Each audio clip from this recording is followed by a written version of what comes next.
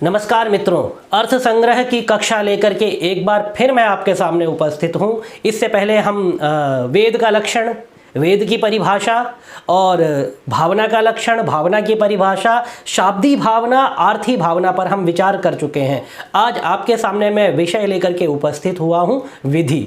विधि के स्वरूप को आज हम जानेंगे। उससे पहले एक बार जब हमने वेद का लक्षण किया था तो अर्थ संग्रहकार ने एक पंक्ति दी थी, अथ को वेदः, इस प्रकार से उन्होंने प्रश्न उठाया था और फिर स्वयं सिद्धांत पक्ष की तरफ से उन्होंने उत्तर दिया था, उच्यते अपौरुषेयम वाक्यम वेदः। अपौरुषेय वाक्य को वेद कहते हैं।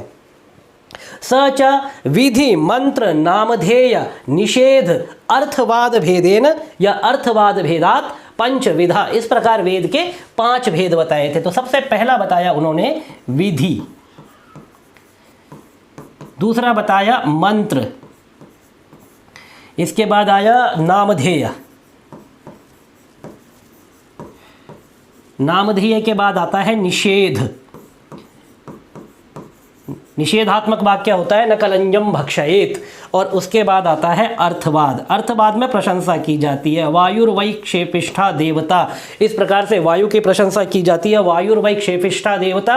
और उसके बाद वायव्यम श्वेतमालभेद भूतिकामः। इस अर्थवाद वाक्य, प्रशंसा वाक्य जो होता है वह अर्थवाद वाक्य होता है। और वायव्यम श्वेतमालभेद भूतिकामः, यदि कामनाओं की इच्छा की पूर्ति जल्दी से चाहते हो तो वायव्यम श्वेतमालभेद। अर्थवाद के प्रसंग में तब हम इसको विस्तार से विचार करेंगे। अभी आइए विधि पर आते हैं। इसी तरह से मंत्र है प्रयोग समवेतार्थ स्मारकाः मंत्राः।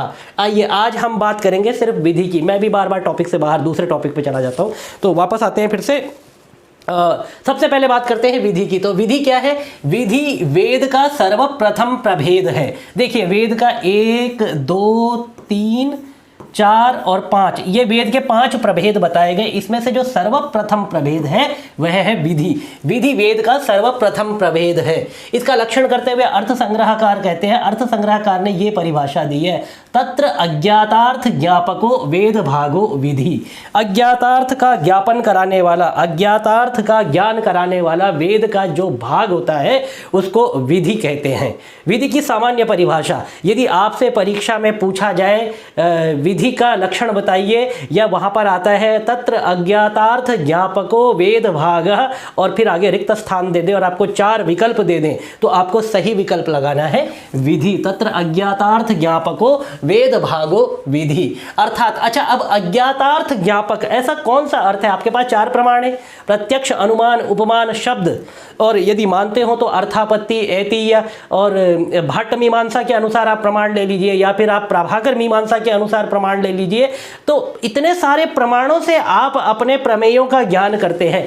फिर क्या ऐसा अज्ञात रह गया जिसके लिए आपको विधि की आवश्यकता पड़ गई? क्योंकि स्पष्ट लक्षण अज्ञात अर्थ का ज्ञान कराने वाला जो वेद भाग है वह विधि कहलाता है। तो इसके लिए आगे उत्तर देते हैं कि प्रत्यक्षादि प्रमाणों से पृथक वेद का वह भाग जो अज्ञात अर्थ का बोध कराता है उसे विधि कहते हैं। अर्थात प्रत्यक्षादि प्रमाणों के अतिरिक्त यह विधि है जो अज्ञात अर्थ का ज्ञान कराता है। प्रत्यक्षादि प्रमाण जो है अपने अपने विषयों का ज्ञान कराते हैं।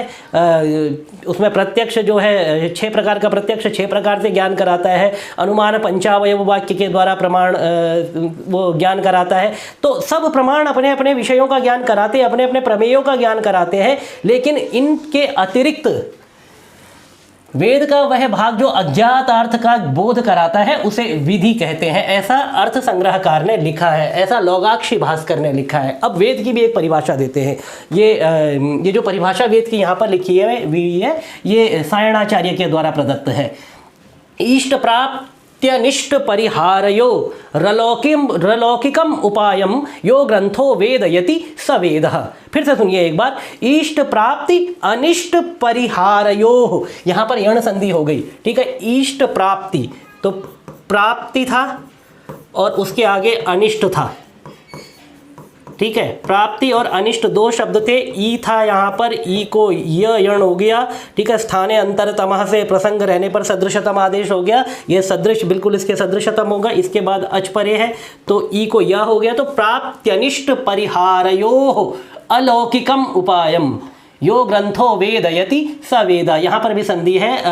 अनिष्ट परिहारयोः अलौकिकम उपायम यो ग्रंथो वेदयति स वेदः। तो इसका अर्थ भी एक बार देख लीजिए। इष्ट प्राप्ति और अनिष्ट परिहार के लिए वेद जिन उपायों को बताता है वे लौकिक उपाय नहीं अलौकिक होते हैं। अर्थात वेद के इस वेदत्व का विधान विधि के द्वारा किया जाता है।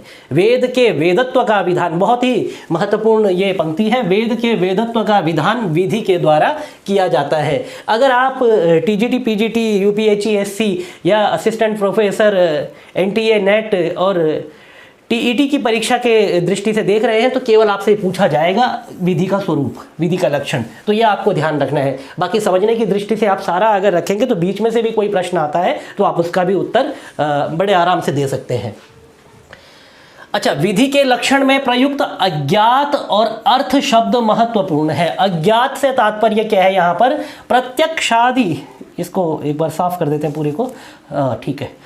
अज्ञात शब्द से तात्पर्य है कि जो प्रत्यक्षादि प्रमाणों से अज्ञेय हो, ठीक है, और विधि वाक्य के द्वारा उसका ज्ञान प्राप्तव्य हो। जो प्रत्यक्षादि प्रमाणों से जिसका ज्ञान प्राप्त ना हो सके और उसका ज्ञान जो प्राप्तव्य हो, उसका ज्ञान जो प्राप्त करने योग्य हो, वह केवल विधि वाक्य के द्वारा हो। तो ऐसे जो है यहाँ पर अज्ञात अर्थ का ज्ञान कराया जाता है विधि के द्वारा।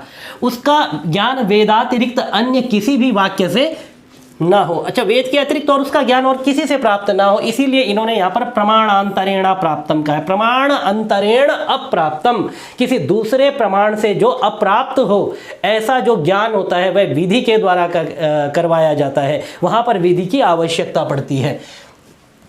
अर्थ पद का अर्थ है कि शेन याग की तरह अनिष्ट कारक विषय ना हो, अर्थात वह प्रयोजनवान भी होना चाहिए। ये समझिए, जैसे हमने धर्म के लक्षण में किया था ना, वेद प्रतिपाद्य प्रयोजन वदर्थो धर्म, तो वहाँ पर शेन याग की तरह अनिष्ट कारक कोई क्रिया भी नहीं होनी चाहिए। तो यहाँ पर भी जो है कि अज्ञात भी होना चाहिए और अर्थ भी होना चाहिए, अनिष्ट कारक कोई क्रिया ना हो। शेन याग एक अनिष्ट कारक क्रिया है, तो इस प्रकार की कोई क्रिया नहीं होनी चाहिए। वो किसी के लिए लाभकारक, कल्याणकारक अवश्य होना चाहिए। उसका तात्पर्य सीधे सीधे ये समझ लीजिए कि जो अनिष्ट कारक होगा वह प्रयोजनवान नहीं होगा और जो अनिष्ट कारक नहीं होगा वह प्रयोजनवान होगा। तो जो विधि के द्वारा जिस अज्ञात अर्थ का ज्ञान कराया जाता है वह प्रयोजनवान भी होना चाहिए, वह इष्ट होना चाहिए, वह अनिष्ट कारक नहीं होना चाहिए। ठीक है, आगे बढ़ते हैं। ये प्रयोजनवान अर्थ पूर्व में धर्म में प्रतिपादित किया गया है। तो इस तरह से यहाँ पर जो है अतः विधि भाग से वेद का ही प्रतिपादन होता है विधि के द्वारा। हमें, ठीक है, विधि वेद का एक अंग है, तो अंग और अंगी की अगर व्याख्या करते हैं तो अंग के गुण अंगी में भी होते हैं। तो इस तरह से जो है विधि भी एक तरह से वेद ही है, ऐसा ये कहना चाहते हैं। अच्छा, मात्र अज्ञात विषय का ज्ञान कराना ही विधि का लक्ष्य नहीं है, अपितु वह ज्ञान प्रयोजन से युक्त होता है। यही हमने जो है अज्ञात और अर्थ शब्द की व्याख्या में अभी अभी देखा। और इसी आशय को ग्रंथकार कहते हैं तादृश प्रयोजन वदर्थ विधानेनार्थवान। उसी बात को कहते हैं तादृश प्रयोजनवत अर्थ विधानेन अर्थवान। वह अर्थ विधान के द्वारा अर्थवान भी होना चाहिए, सार्थक क्रिया होनी चाहिए। कहीं शेन याग की तरह कोई अनिष्ट कारक क्रिया कर दो तो और कहोगे कि वह प्रमाणों से ज्ञात नहीं है, प्रत्यक्ष आदि प्रमाणों से, तो उसको विधि मान लिया जाए, ऐसा नहीं है। वह इष्ट कारक होनी चाहिए, अनिष्ट कारक नहीं होनी चाहिए। ठीक है, जैसे अग्निहोत्रम जुहुयात स्वर्ग कामः, यह एक विधि वाक्य है, क्योंकि शब्द प्रमाणातिरिक्त अन्य किसी प्रमाण से अग्निहोत्र का ज्ञान प्राप्त नहीं होता है। और यह क्या है? प्रयोजनवान भी है। शब्द प्रमाणातिरिक्त और किसी प्रमाण से इसका ज्ञान प्राप्त नहीं होता है। ठीक है, तो प्रमाणांतरेणा प्राप्तम भी हो गया और उसके बाद कहते हैं कि ये क्या है? प्रयोजनवान भी है। तो अज्ञातार्थ, अज्ञात भी हो गया और अर्थ भी हो गया। तो इस पर यहाँ पर विधि के लक्षण की सारी जो है शब्द यहाँ पर घटित हो रहे हैं, क्योंकि अग्निहोत्र के द्वारा स्वर्ग की प्राप्ति होती है। कहते हैं यह प्रयोजनवान क्यों है? क्योंकि अग्निहोत्र के द्वारा स्वर्ग की प्राप्ति होती है। अतः इसका मीमांसकों की दृष्टि से अर्थ हुआ अग्निहोत्र होमेन स्वर्गम भावयेत। ये जो त प्रत्यय के द्वारा आपको याद करना है कौन सी भावना आपको जो है साचा लिंगंशेन उच्यते साचा आख्यात तत्वांशेन उच्यते। तो यहाँ पर त प्रत्यय लिंगंश के द्वारा जिसका बोध हो रहा है तो शाब्दी भावना हो गई है। अतः अग्निहोत्र क्रिया है जिसका फल स्वर्ग प्राप्ति है। अग्निहोत्र तथा स्वर्ग प्राप्ति में स्थित साधन एवं साध्य संबंध भावना से ज्ञेय हैं। साधन एवं, अभी अभी आपसे बात की, साधन एवं साध्य संबंध भावना से ज्ञेय है। तो साचा लिंगंशेनोच्यते, साचा आख्यात तत्वांशेनोच्यते। लिंगंश से यहाँ पर शाब्दी भावना का बोध हो रहा है। अग्निहोत्र होम यहाँ पर साधन है और स्वर्गादि प्राप्ति साध्य है। तो अग्निहोत्र होम साधन इसलिए है, कारण है, क्योंकि अग्निहोत्र होम एक क्रिया है और उसको करने के बाद हमें जो है प्राप्ति होती है स्वर्ग की। या फिर अग्निहोत्र को हम इसलिए करते हैं ताकि हमें स्वर्ग की प्राप्ति हो जाए। मतलब हमारा साध्य हो गया स्वर्ग और साधन हो गया अग्निहोत्र, जो भी हम अग्निहोत्र कर्म कर रहे हैं।